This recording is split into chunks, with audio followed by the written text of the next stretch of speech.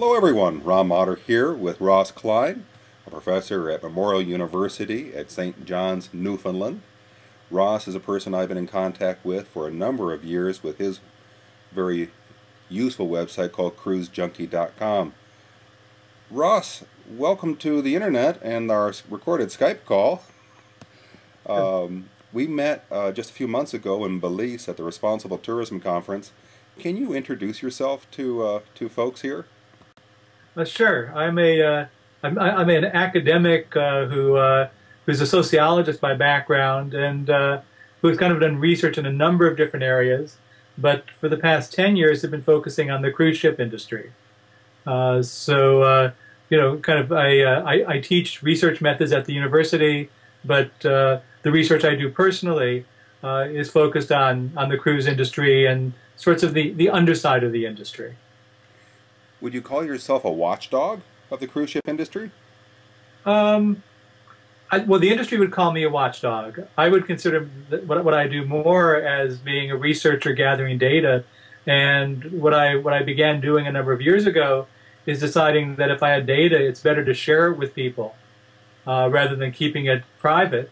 And that process of sharing it and writing about it ends up giving me the label of being a watchdog, because ultimately I end up dealing with some of the critical issues related to cruise tourism. Now, walk us back a little bit. We first met, you had published a book with New Society, and you had created a website called Cruz Junkie. How did CruzJunkie.com come about?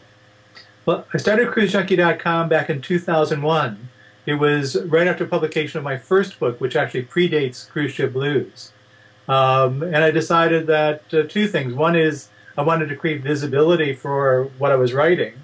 But the other part was that I had a lot of data that I had gathered, accidents at sea, ships that sink, ships that go aground, health outbreaks. I had a lot of data in files, and I thought, what's the point of having this in bankers' boxes? It's stuck in a closet when other people would probably be interested in it. So I set the website up as a repository for the data that I had, but also for all the future data I was gathering. So it's basically grown. I mean, initially it started as just events at sea, but now it has environmental violations. It has almost anything that goes on within the cruise industry is to be posted there. How large is this website? Probably, I would guess there's probably maybe 300 or 400 pages within the website. And it really depends on what you're looking for. So there's a lot of pictures of accidents that have happened that I never take down. So if there was a cruise fire, a fire on a cruise ship that people sent me pictures of back in 1996 or in 2006 or 2005, those are still posted there. If there's an incident, let's say that happens this week, if someone sends me pictures or sends me other kinds of accounts, they'll end up there and just be added to the material that's available.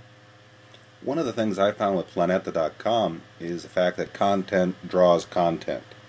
That having information online kind of prompts other people to say, well, do you know about this? Has that been your case as well?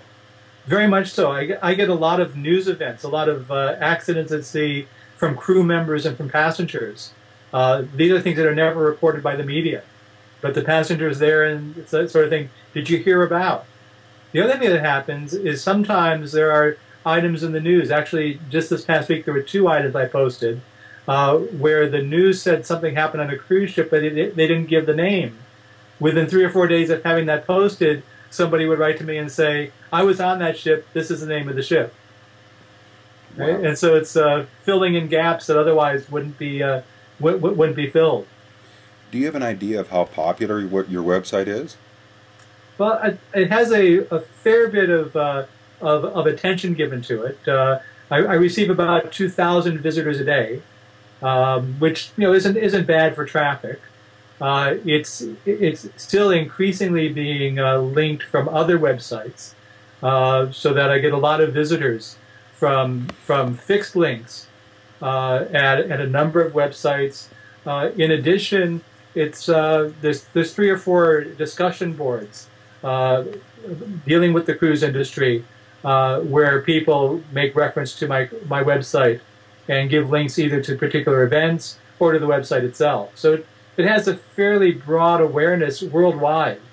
It's not limited just to North America, and fairly broad awareness to both cruise passengers as well as those who are just interested in the cruise industry. When you give presentations at various events, including the Responsible Tourism Conference, do you make those presentations available online on your website? I try to put the presentations I've given on my website, and will give people at the venue the URL. I've tended not to put those links onto the website itself for people that weren't at the event. However, I do include on my website anything I publish that isn't copyright protected. So anytime I publish a report or publish an article that I have permission to put up, I'll include that on the website. And often that has most of the same material that you'd have in a presentation. Do you also link to the exterior sites where your published reports are found online? I used to do that, but I find that the folks who publish my reports, their links sometimes change, so that the report becomes unavailable. The famous web rot. Yeah. So I've chosen to put the hard copy on my own web server, so I have control over the URL and can ensure that it continues to be available. Well, wrapping up, what do you see the future is for CruiseJunkie.com, your online research, and, well, if I can be so bold, the cruise ship industry as an entity in itself? Well, I think the website will continue to grow. It sort of gives itself its own genesis, so that just over the past year and a half, I added, for example, a breakdown of events by cruise corporation and by individual cruise ship. So what I used to have a list is all the accidents that happened, by the year.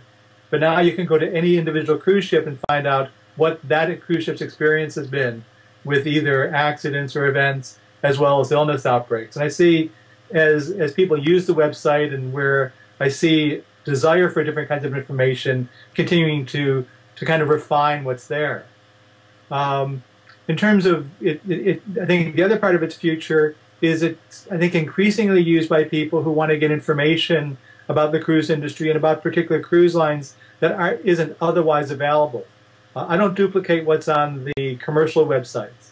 What's at my website is the information that you're not going to find likely anywhere else, but yet is useful information to have.